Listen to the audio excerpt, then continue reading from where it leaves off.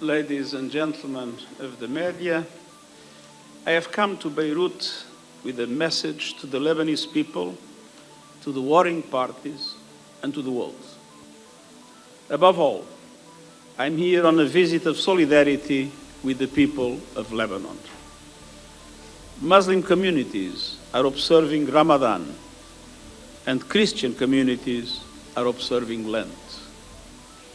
This is a season for solidarity, generosity, and a powerful reminder of Lebanon's spirit of confessional coexistence. It breaks my heart to see this period shattered by escalating violence. Over the past 2 weeks, we have seen widespread destruction. Hezbollah rockets and drones were launched at targets in northern Israel and the occupied Syrian Golan. This was followed by devastating Israeli bombing operations and blanket evacuation notices, rendering large portions of Lebanon uninhabitable. Many Israelis were sent to shelter. Hundreds of Lebanese have been killed, including many children, and many more. Hundreds of thousands of civilians are fleeing with nothing but what they can carry. I was deeply saddened by the testimonies of the displaced people when I visited a shelter today. The south risks being turned into a wasteland. Southern Beirut, which is under sweeping evacuation orders by Israel, risks being bombed to oblivion.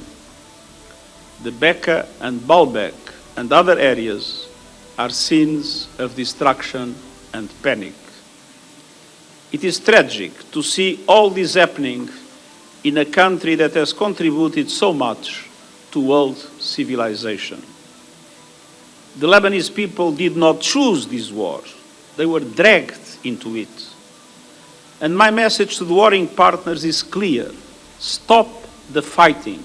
Stop the bombing. There is no military solution, only diplomacy, dialogue, and full implementation of the UN Charter and Security Council resolutions. The diplomatic avenues are available, including through my special coordinator for Lebanon, Janine Hennis-Plasschaert, and through key member states. This is the best way to spare communities on both sides of the blue line more needless suffering. Just over a year ago, a cessation of hostilities between Lebanon and Israel was achieved. It did not resolve all outstanding issues, and it was not fully respected. While the parties reiterated their commitment to the full implementation of Resolution 1701, violations persisted by both sides. Violence did not end, and the territorial integrity of Lebanon continued to be violated. There was more a lesser fire than a real ceasefire. But the November 2024 arrangement did bring significant relief and offered a renewed opportunity to advance political dialogue. Unfortunately, that opportunity was not fully seized. And we are doing everything we can now to bring about an immediate de-escalation and a cessation of hostilities. My special coordinator is engaging with all actors around the clock to bring the parties to the table. And UNIFIL peacekeepers, under the command of General Abanyara, remain in position. They are maintaining an impartial international peacekeeping presence along the blue line and throughout the areas of operation to fulfill the mandate entrusted to them by the Security Council and to support the local populations. I want to pay tribute to their courage.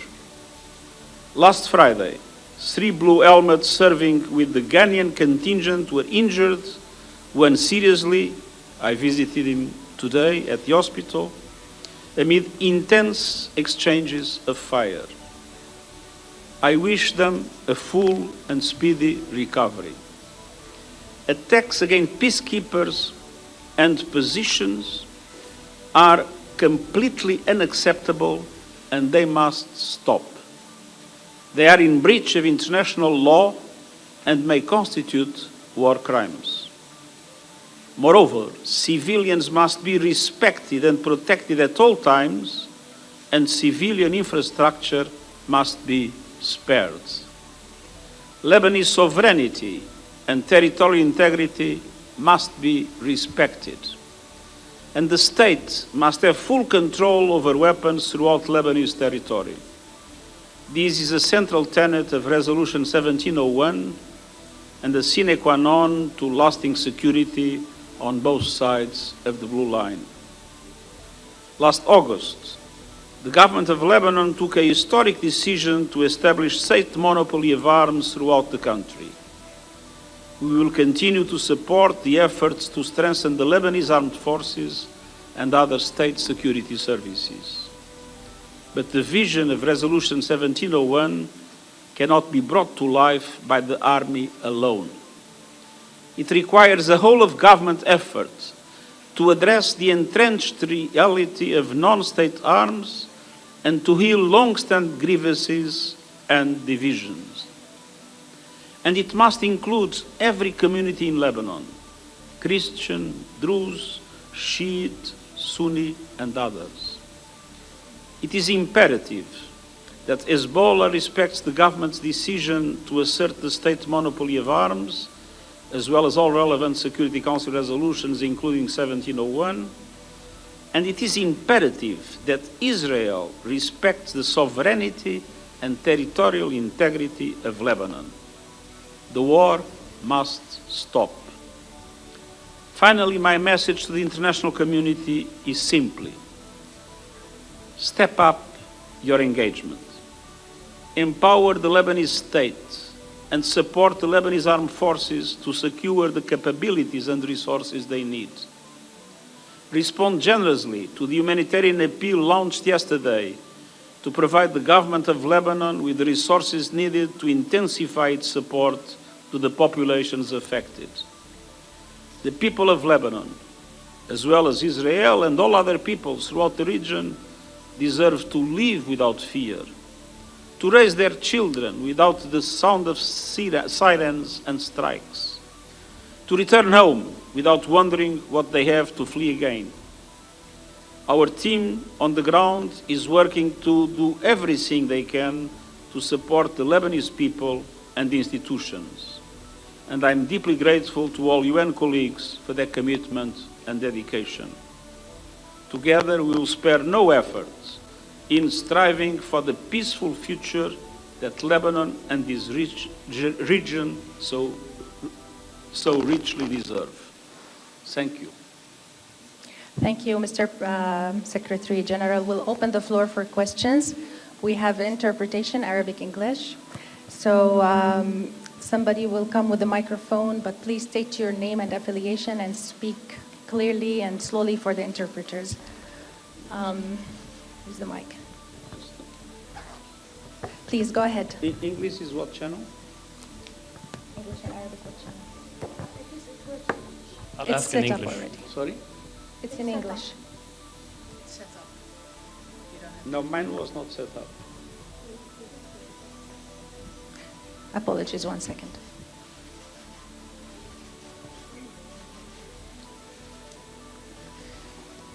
The question will be asked in English, right? Yes, in English. Please go ahead. Number one. He'll ask in English. I'll ask in English. Good afternoon. This is Joe Farshakh reporting for LBCI Lebanon. Mr. Secretary-General, many people argue that the international legal order has collapsed. Wars are waged, civilians are killed, children are amongst the fatalities, and humanitarian workers are also targeted, with no accountability whatsoever, and major powers ignoring the set of rules that they themselves wrote. In this new world order where the rule of the strongest, la raison du plus fort, prevails, what relevance does the United Nations still have? Thank you. An essential relevance. It's exactly because we see powers undermining international law. It's exactly because we see those that try to put the law of the force above the force of law. It's exactly because some of the biggest powers are the ones more engaged in violations of international law that the overwhelming majority of the world population and the overwhelming majority of the countries of the world that want to be respected in their sovereignty, that want their populations to be protected, that want to have a voice at the table, it is why they need the United Nations more than ever. But we need a United Nations totally committed to fight for the values of the Charter, for international law, and I can guarantee that I will do everything in my power to maintain from the Secretariat of the United Nations a clear position without double standards in favor of international law, in favor of the Charter, and in favor of more justice and equality in today's world. Thank you. The gentleman here in the back, wearing blue. Secretary-General Bernard Smith from Al Jazeera English. You touched on this in your opening statement, but Israel's evacuation orders now cover some 14% of Lebanese territory, including whole suburbs of Beirut, as well as southern Lebanon, as well as parts of the Bekaa. Are these sort of forced displacement orders consistent with international humanitarian law, and have you communicated any red lines to the Israelis? Well, as a matter of fact, evacuation orders in a situation where so many vulnerable population exist in the areas that are asked to be evacuated does not create enough security for civilians. And whatever does not create enough security for civilians inevitably becomes in violation of international humanitarian law. The protection of civilians is the maximum responsibility of any country at war. And it applies in Lebanon today as it applies everywhere in the world. And the red lines, Sorry? Did you communicate any red lines to the Israelis? Well, the red line that everybody must respect is international law. And that is true for Israel as it is true for any other party to the conflict or any other country in the world. Thank you. Microphone to the lady in the Hi, I'm Najia Al-Husari from Arab News Daily. The war didn't stop, and if it didn't stop, will you use your authority under the UN Charter to ask the Security Council to meet and stop an Israeli invasion before it starts on large scale? Because it is a threat to the international peace and security. I think we need to recognize that we have a problem with the Security Council. Security Council today does no longer represent the world as the world exists. It represents the world after 1945. You have 3 permanent members of the Security Council from Europe, 1 from Asia, 1 the United States, from America.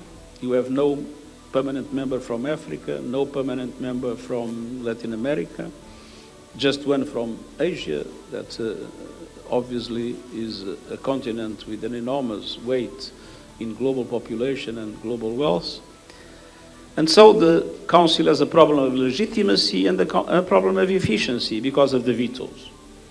And what we have witnessed is that time and time again, when we have situations of conflict, and when it's necessary to stop the conflict, there is a veto that emerges, and that does not allow the Security Council to act. That, unfortunately, is something that we have witnessed time and time again, and I am not hoping that in the short term things will change. Thank you. We have time for maybe 1 or 2 more questions. Please go ahead, sir, and then we will see. Secretary-General Sir Alex Mortak of the Greek Broadcasting Corporation. The Lebanese government appears to be drawing twin disregard from Israel and Hezbollah, and as Resolution 1701 is de facto overlooked, are there specific diplomatic steps under review? Sorry, I have a problem with the... You speak do you slowly mind and clearly. I apologize. Speaking a little bit more slowly. I was saying that the Lebanese government appears to be drawing twin disregard from both Israel and Hezbollah, and as Resolution 1701 is being de facto overlooked, are there specific diplomatic steps under review that can prevent further multilateral escalation and strengthen Lebanese sovereignty as expressed by its current and any future government? Well, that's exactly... Oh, you go And a on. follow-up. How can the UN further support the Lebanese state in extending its authority over belligerents while navigating inherent internal tensions? First of all, the UN is extremely active. The proof is my presence here. And our special representative is actively engaged with the parties in order to create conditions for, as soon as possible, to stop this war and to restart a serious process of negotiation. But we are not alone. If you are following the press, and I believe you are, you should have seen that at least two countries, France and Greece, have announced today initiatives in order to restart negotiations and in order to make sure that we end this absolutely intolerable situation of war. And I'm hoping that this pressure will be extended to other countries and that more and more countries will be telling both Hezbollah and Israel that this war must stop. What about the elevation of the Lebanese government's authority, though?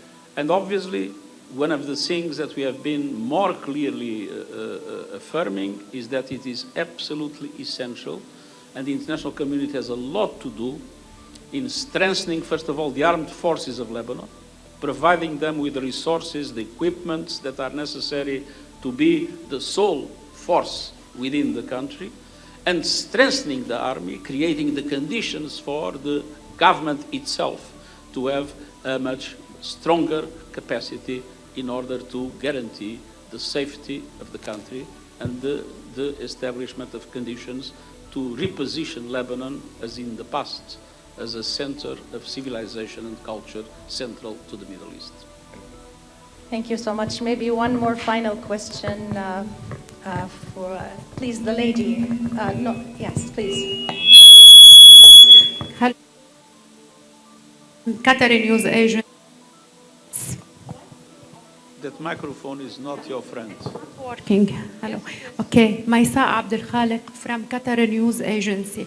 What's your comment on the Israel statement saying that we'll do in Lebanon what they did in Gaza? Thank you. I have not seen that comment, but if that comment exists, it's absolutely intolerable. What happened in Gaza is a disaster that as something that must be avoided anywhere else in the world. Thank you so much. Thank you, everybody. Thank you, Mr. Secretary General. Thank you very much. All the best.